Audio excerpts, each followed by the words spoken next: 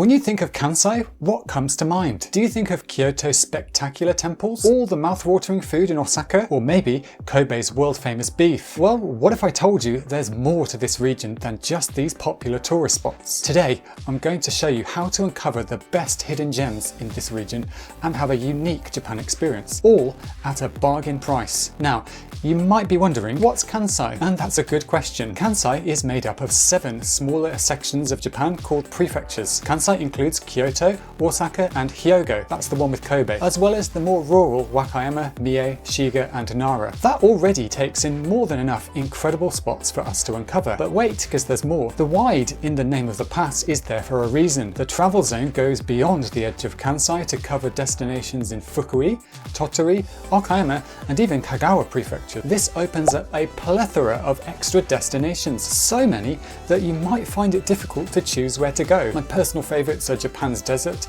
all the way up in Tottori, the sandbar to heaven at Amanahashidate, and the sea of clouds at the ruins of Takeda Castle. I've actually put together an itinerary that you might want to follow if you have this pass. The link to that video is in the description. But now, let's get down to the details. The very first question on your lips must be, how much does it cost and how long can I use it for? Well, this pass is good for 5 consecutive days of travel and the validity starts from midnight on the first day of use. It costs 12,000 yen from both travel agencies and direct from JR.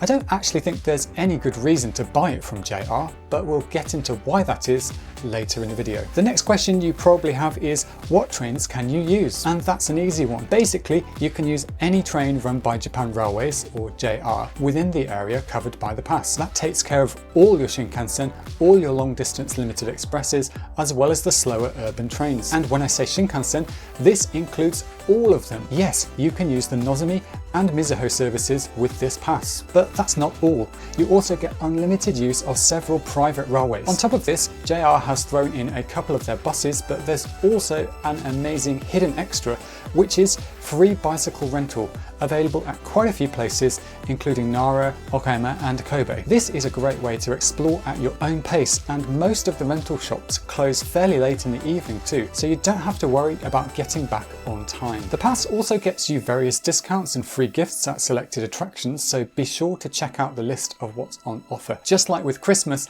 you're not going to get everything you want with this pass. It doesn't include subways, highway buses and any of the major private operators in Kansai, like the Hankyu, Keihan or Nankai railways. If you're making Osaka, Kyoto or Kobe the base for your trip, then you'll probably want to get an IC card to use in those cities. And down here in Kansai, that means getting an Ikoka card. So now that we've got the basic details down, let's look at the good and bad points. Since this pass lasts for 5 days, it's actually a great choice for anyone staying in the Kansai area for a week or less. It's much more affordable than other passes, and it's much more generous too, because it includes the Nozomi and Mizuho Shinkansen. One advantage that isn't immediately obvious is that with this pass you won't have to pay some private line fees. If you use the Japan Rail Pass to go to Amanahashidate, for example, the fee isn't included and you need to pay for it in cash. But with the Kansai Wide Area Pass, you don't need to worry about it. It's included. Another major plus point is that you can get this pass at Kansai Airport and start using it straight away to go to Osaka or Kyoto. It's easy to start saving as soon as you get it, because the Haruka Limited Express between the airport and Kyoto costs a minimum of 3,100 yen. The final good point is that the pass offers unbelievable value for the price, and I'll show you why in just a moment. But first, there are a few drawbacks we need to look at. Although you can use the Shinkansen with this pass, this is only for the Sanyo line, which runs west of Shin Osaka, so you can access Kobe, Himeji and anywhere up to Okayama. One drawback is that the Shinkansen section between Shin Osaka and Kyoto is off limits to you. It's easy to get around this problem though. You're free to take the limited express trains that run between Kyoto and Shin Osaka, and there are lots of them. These aren't as fast as the Shinkansen, obviously, but they are quicker than ordinary trains and will take you directly into Shin Osaka Station, where you can transfer to the Shinkansen. If you want to get on any Nozomi services at Kyoto, then you'll need to pay for a separate ticket to get you to Shin Osaka. If you're planning to use this pass while you're basing yourself in one city, I'd actually recommend staying in Osaka Osaka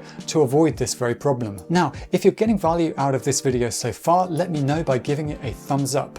And if you still have questions at the end, feel free to drop them down in the comments. So, is this pass worth the money? Let's see, shall we? If you're staying in Kyoto and do a day trip to Amanahashite, the round trip will set you back 10,000 yen. If you're staying in Osaka and you do a round trip to Okayama on the Shinkansen, it's going to cost you 11,220 yen. And if you're staying in Kyoto and do a day trip to Tottori, the price will be 15,380 yen. If you're basing yourself in one city and planning to fit 1 or 2 day trips into your itinerary, this pass should definitely be on your radar. Who should get this pass? If you want to explore a lot of places all over Kansai for at least 2 or 3 days, it's an absolute no-brainer. Although you can use one city base, I'd recommend spending the night in one of the faraway destinations so you can maximize the time you have to explore there. You also don't need to worry if you only use it for 1 or 2 days, but the more you use it, the more you'll save. If you only want to see Kyoto, Osaka and Nara though, it's not going to be worth you buying the pass. Short distance travel between those cities is cheap. Most journeys cost less than 1,000 yen, so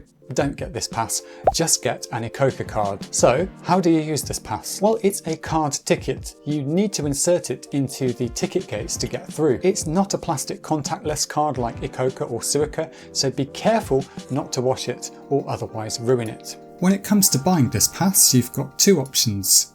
Get it from a travel agency or direct from JR West. I recommend getting it from a travel agency. You're not tied to a specific starting date for your pass. You can decide the starting date up to 90 days in the future when you go to pick it up. This means that you don't lose time on your pass if your plane gets delayed and you arrive in Japan later than expected. You don't get online seat reservations, but trust me, you don't need them. I rode many of the trains that require seat reservations in late March this year, possibly the busiest time, and I made bookings 1 or 2 days in advance and I had no problems. There were still plenty of free seats too. If you buy it from JR West online, you're not allowed to change the starting date of the pass once you've bought it. On the other hand, you do get the ability to make seat reservations online. You can make seat reservations at green ticket machines or ticket offices. I've put a link in the description to a handy guide on how to use the green ticket machines. I've linked to one travel agency in the comments, and buying from them supports the channel at no cost to you, so check it out. So how do you pick up the pass? Well, you can receive your pass at major stations within the area it covers, and the list includes Kansai Airport.